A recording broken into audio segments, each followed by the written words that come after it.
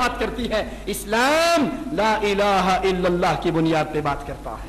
جو لا الہ الا اللہ کو ماننے والا نہیں وہ سگا بیٹا بھی ہوگا تو مومنوں کی قوم میں داخل نہیں ہو سکتا. اسی لیے بیٹے نے کہا تھا اپنے باپ سے اگر تو نے قدم اٹھایا تو گردن کو کاٹ دوں گا. تو نے کہا تھا مدینے میں ذلیل نہیں آئیں گے, عزت والے آئیں گے. تو ذلیل ہے, محمد عزت والا.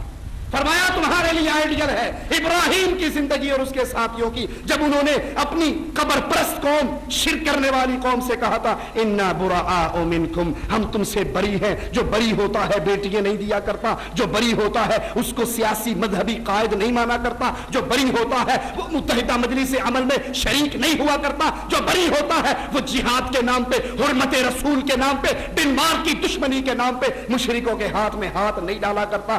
انا براء منکم, ہم تم سے بری ہیں, تم ہم سے بری ہو. ہماری تمہاری لڑائی, دشمنی, اختلاف, فساد حتی تؤمنوا باللہ وحدہ, یہ لڑائی باقی رہے گی, یہ اختلاف باقی رہے گا, یہ فساد باقی رہے گا. کب تک؟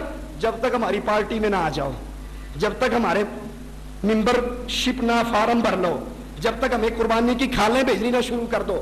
حتی تؤمنوا باللہ وحدہ, اس وقت تک لڑائی ہے جب تک ایک اللہ کی توحید پہ ایمان نہ لے آؤ. جو شرک کرتا ہے اس سے برات اہل ایمان پر ضروری ہے. اللہ سے دعا ہے اللہ ہمیں توحید کا فہم عطا فرمائے, اللہ توحید کے مطابق زندگی گزارنے کی توفیق عطا فرمائے.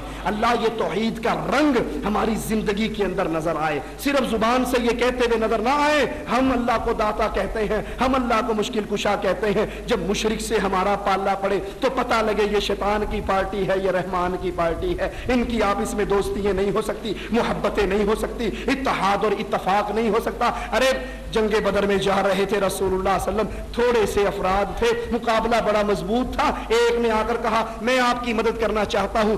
آپ نے ایک ہی سوال پوچھا, میری مدد کے لیے آنے والے کیا تو لا الہ الا اللہ کو تسلیم کرتا ہے؟ اس نے کہا نہیں, میں تو لات و منات کے مذہب پر ہوں, میں لا الہ الا اللہ کو نہیں مانتا. پیارے حبیب نے کہا اے قربانی کی کھالوں کے لیے توحید کو بھلا دینے والوں, اے ووٹوں کے لیے توحید کو بھلا دینے والوں, اے نواز شریف کی محبت میں توحید کو قربان کر دینے والوں, اس آدمی کے لیے اللہ کی توحید کو پیچھے رکھ دینے والوں جنہوں نے شرک کے دھندوں کی سرپرستی کی ہے, جنہوں نے قبر پرستی کی سرپرستی کی ہے, جو شرک کی آبیاری کرتے ہیں. سنو میرے نبی تھوڑے سے ساتھیوں کے ساتھ ہیں, سامان بھی نہیں ہے, اسلحہ بھی نہیں ہے. مشرک کی بات سن کے جواب میں کہتے ارجع, بھاگ جا, ما استعین بالمشرک, میں مشرک سے مدد نہیں لیا کرتا.